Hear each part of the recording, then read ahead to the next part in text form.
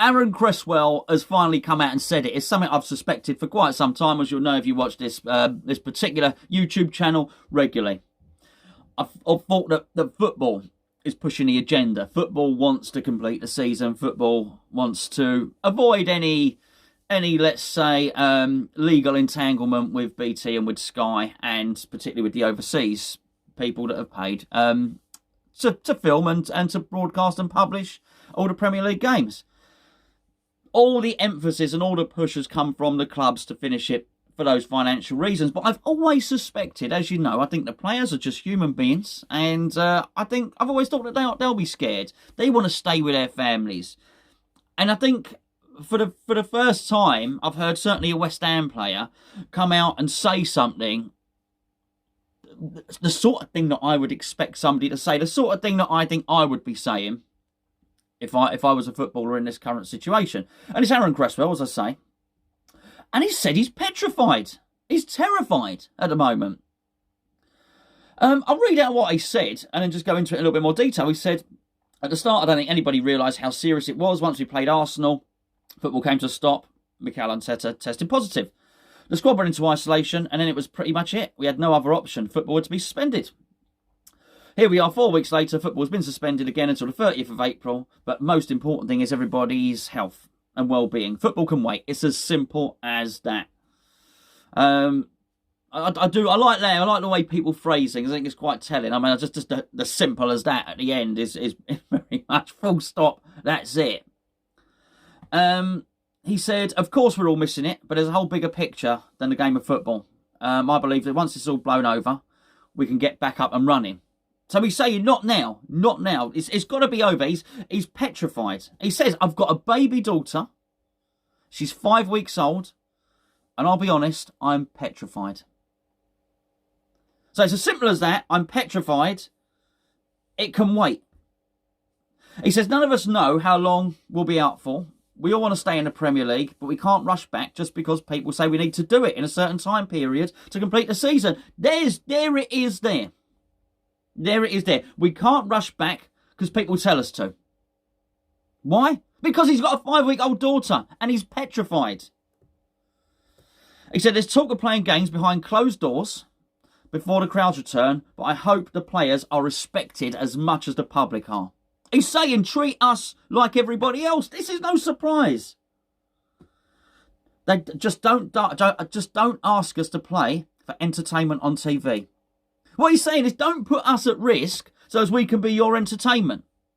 I get that. I totally look. Do I think players should take a pay cut to help things along, and particularly if you're multi-millionaires? Yes, but I do still think they shouldn't be put in harm's way. They are two very different things. He said you're going to need all the officials, staff, medical provisions, media and broadcasters. So it's not just 22 players going out and playing football. Look, you know I've been saying this. If we go back too soon and one player tests positive, then the whole competition would need to be suspended. Otherwise, it wouldn't be a level playing field if some teams are without their best players. Again, makes total sense and totally in line with how I'm thinking about it. He says it's a waiting game until the scientists and medical people who are working tirelessly day in and day out tell us it's safe for us to go back out there. He's absolutely right. Look, I've had a dig at Premier League footballers. Some of them, no one in particular, I just think the millionaire, the multi-millionaires should take a bit of a pay cut rather than the clubs asking the government to pay the wages of the lowest paid staff at the clubs. That's it. I just think clubs should be self-sufficient at this time. Daniel Levy was my case. Newcastle have done it. Mike Ashley is worth, I think, nearly 2 billion quid. He can pay his staff. He can pay the cleaners and the catering staff. He can pay them. The government is stretched. The government finances. We're going to be in recession for years with this stuff, right? I mean, we're going to be paying this back. This is borrowing on a scale that you've never seen before. We don't need the government to start paying for the wages of football club employees when football clubs are worth millions and millions and millions and millions. All right? Simple as that. But you've got to look after the players. The players are just human beings. They're the same as everybody else. And spare a thought for Aaron Cresswell here. Aaron Cresswell lives in an apartment in Canary Wharf.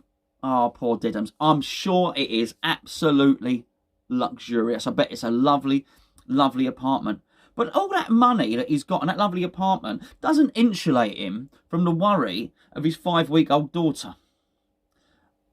Aaron Cresswell he's from Merseyside, I believe. I believe he's a Liverpudlian. You haven't got to go far out of Liverpool until you're in wide open spaces. And I think it's a lot easier to be somewhere like that at the moment. Particularly when you've got a family, if you can get out, if you can go for a walk, exercise in open space and all the rest of it.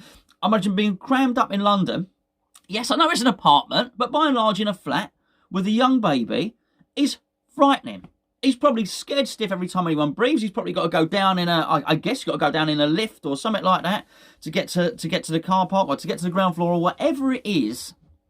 And it's a situation he just doesn't want to be in. What he doesn't want to do is be going out and bringing anything back to his family that is going to put them at risk and put them at danger.